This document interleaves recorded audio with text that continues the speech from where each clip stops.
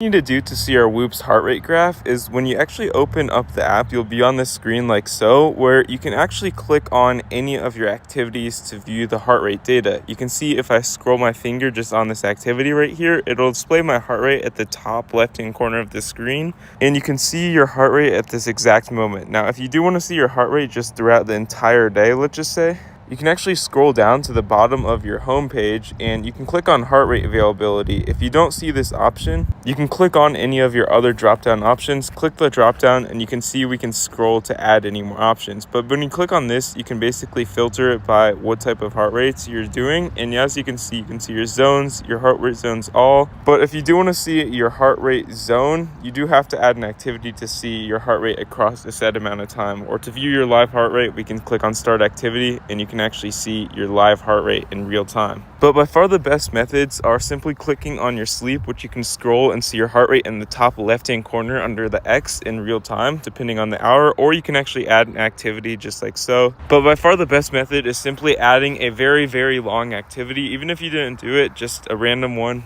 you can delete it later if you want to, but you set it and you can actually view your heart rate data when we click on this new activity. And as you can see, we can just scroll through this and see our live heart rate.